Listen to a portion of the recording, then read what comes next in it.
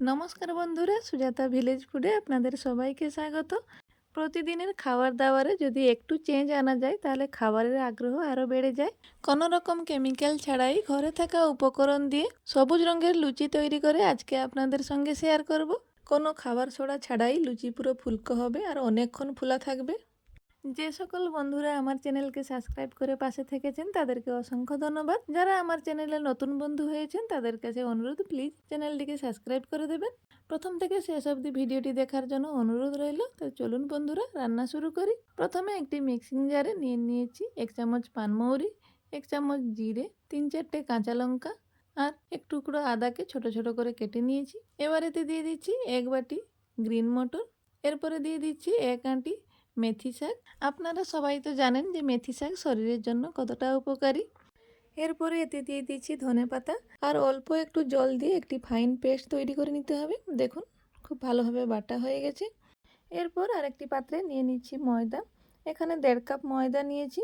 এতে দিয়ে দিচ্ছি 1/2 কাপ সুজি। এরপর দিয়ে দিচ্ছি এতে 2 চামচ বেসন। 300 গ্রাম ময়দার সাথে 50 গ্রাম সুজি আর 50 গ্রাম বেসন মাপ ঠিক থাকলে লুচি পুরো পারফেক্টভাবে হবে। এবার এতে দিয়ে দিচ্ছি পরিমাণ মতন নুন, 1 চিমটে হলুদ, 1/2 চামচ চিনি, 1/2 চামচ জোয়ান, 1/2 চামচ লঙ্কার গুঁড়ো, 1/2 চামচ জিরে গুঁড়ো আর এতে দিয়ে দিচ্ছি 2 চামচ পরিমাণ সাদা তেল। তারপরে এতে দিয়ে দিচ্ছি বেটে রাখা পেস্ট। জল ছাড়া প্রথমে সমস্ত উপকরণকে খুব ভালোভাবেই মাখিয়ে নিতে হবে। প্রয়োজন পড়লে একটু জল দিয়েও মাখানো যেতে পারে। জল ছাড়াই খুব ভালোভাবে একটি ডো তৈরি করে নিয়েছি। খুব বেশি শক্ত বা খুব বেশি নরম করা যাবে না। এবার 10 থেকে 15 মিনিট ঢেকে একে রেস্টের জন্য রেখে দিতে হবে। এরপর এখান থেকে ছোট ছোট করে লেচি কেটে নিয়েছি। এবার চাকিতে অল্প তেল লাগিয়ে একে বেলে নিচ্ছি।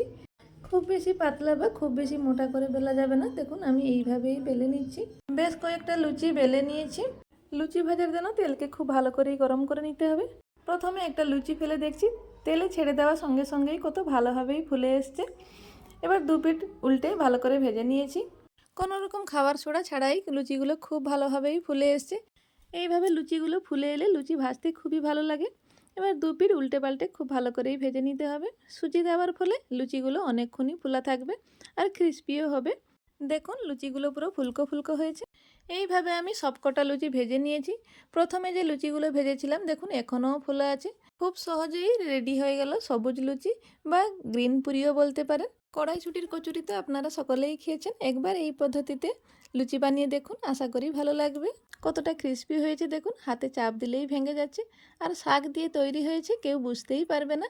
এইভাবে গরম গরম লুচি যে কোনো তরকারি বা আচার দিয়ে খেলে খুবই ভালো লাগবে। আপনারা একবার বাড়িতে তৈরি করে দেখবেন আর কমেন্টে আমাকে বলবেন কেমন হয়েছে। এইভাবে নতুন নতুন রেসিপি দেখার জন্য আমার চ্যানেলটিকে লাইক এবং সাবস্ক্রাইব করবেন। দেখা হচ্ছে আবার কোনো নতুন রেসিপির সাথে। ততক্ষণ আপনারা সুস্থ ভালো থাকবেন। জয় জগন্নাথ।